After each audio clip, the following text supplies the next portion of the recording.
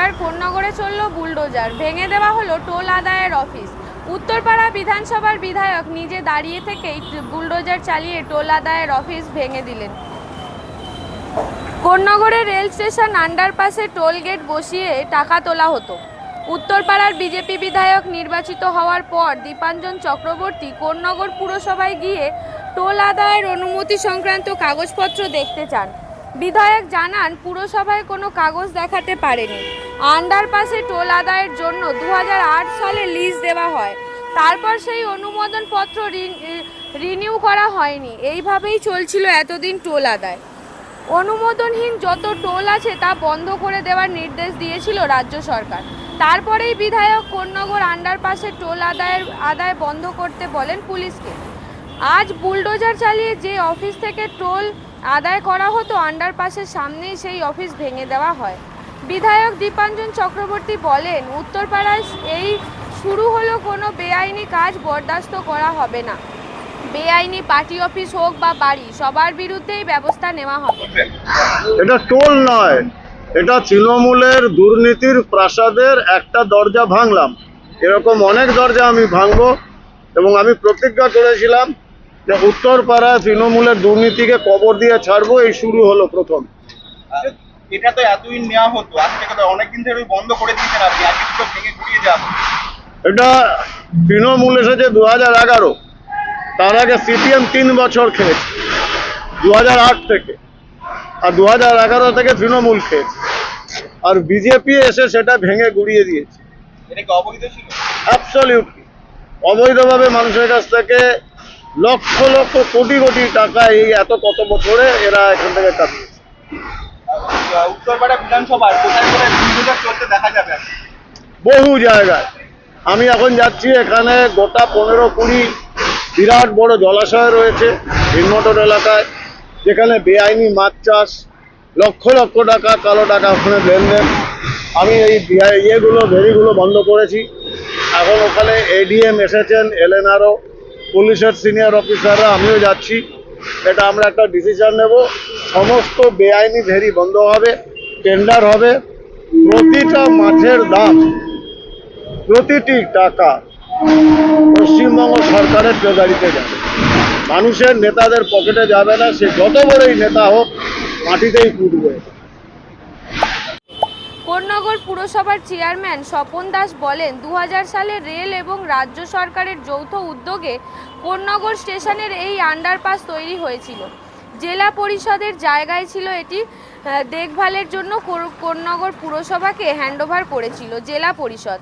যখন বেআইনি টোল বন্ধ করা নিয়ে নির্দেশ দিল সরকার, তখনই জেলা পরিষদের কাছে আমরা জানতে চেয়েছিলাম লিখিত কোনো নির্দেশ আছে কি না। দেখুন, এটা 2000 সালে রেল এবং রাজ্য সরকারের কম্বিনেশনে এই জায়গাটা তৈরি হয়েছিল। এটা কোন্নগর নবগ্রামের বহু মানুষের দাবি ছিল, সেই অনুযায়ী করা হয়েছিল। করা হওয়ার পর যখন এটা হয়, তখন আমি চেয়ারম্যান, তখন কিন্তু আমি কোনো রকম টোল বসাইনি। 2002 সালে আমাকে মেরে ধরে তাড়িয়ে দেয় সিপিএমরা পৌরসভার থেকে, অনাস্থা এনে পিটিয়ে পুটিয়ে তাড়িয়ে দেয়। তারপরে জানেন যত রকম অত্যাচার আছে সব আমার উপর করেছে। তারপরে 2008 সালে সিপিএম এর পুরো বোর্ড এসে এটার মধ্যে উনি বলেন যে জেলা পরিষদ নাকি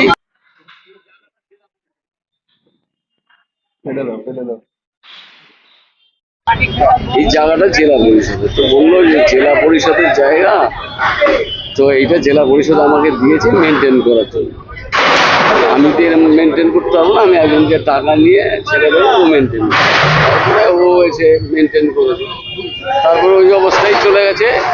22 সাল অব্দি এটা 12,000 টাকা পেত পৌরসভা, 22 সাল পর্যন্ত। আমি 22 মার্চের চেয়ারম্যান হওয়ার পর একজন বাদ করতে যেত, তখন এই যেরকম চিঠি আছে, তাহলে কোর্ট কেস করে দেবো। এখানে তখন জল জমে গেছে, বর্ষাকাল, তাহলে কিন্তু আমি বলবো না জল ফল আপনি নিয়ে বুঝবেন। তখন আর আমি বাধ্য, ওকে এমন একটা কথা লিখে দিয়ে গেছে সোনুদা, যে ফরএভারের জন্য ওই এটার মেনটেন করবে। জেলা পরিষদ থেকে নাকি পৌরসভা এটা হ্যান্ডওভার করেছে তখন বলেছে, কিন্তু তার কোনো কাগজপত্র আজও আমি পাইনি। আমি জেলা পরিষদকে চিঠি দিয়েছি এই ঘটনার পর, যে আপনারা যে হ্যান্ডওভার করেছেন তার কাগজ আমাদের দিন, কোনো উত্তর জানায়নি। তারপরে 2022 সালে যখন এখানে জল জমে গেছে তখন ওটা ওদেরকে দিয়ে দিই, আবার কন্টিনিউ করি। এক বছরের করে আমি কন্টিনিউ করেছি। আমি কিন্তু ফরএভারের জন্য দিইনি, যেরকম এইবার এটা 27-এ এটা বাতিল হয়ে যাবে। তার আগেই তো ভেঙে দেওয়া হলো। না দেখুন, টোল আদায় আইনত রাস্তাঘাটের থেকে রাজ্য সরকারের থেকে পারমিশন না নিয়ে করা যায়, কিন্তু তখন আমাদের বোর্ড মিটিংয়ে বলা হয়েছিল যে জেলা পরিষদ নাকি হ্যান্ড ওভার করে দিয়েছে। তো সেইটা জেলা পরিষদের থেকে আমি জানতে চেয়েছি, জেলা পরিষদ এখনো উত্তর দেয়নি। তখন সবে আমি জানেন ওইরকম অবস্থা। তারপরে সেটাকে আমি 50,000 টাকা পার ইয়ার করে 3 বছরের জন্য দিয়েছি। এই 27 সালে এটা শেষ হয়ে গেল। কিন্তু স্বপনদা, পৌরসভা এলাকায় কি জেলা পরিষদ দিতে পারে? এই জায়গাটা পৌরসভার জায়গা নয়, এই জায়গাটা জেলা পরিষদের জায়গা। রাজ্য সরকার যখন এটা উদ্বোধন করে, যখন এই কাজটা হয়, এই জায়গা রেল এবং রাজ্য সরকারের জায়গা, রাজ্য সরকার হাতে হ্যান্ড ওভার করে দিয়েছিল। দেওয়ার পর রাজ্য সরকার এই কাজটা করে, রাজ্য সরকারই দেয়। এটা অনুমোদিত ছিল?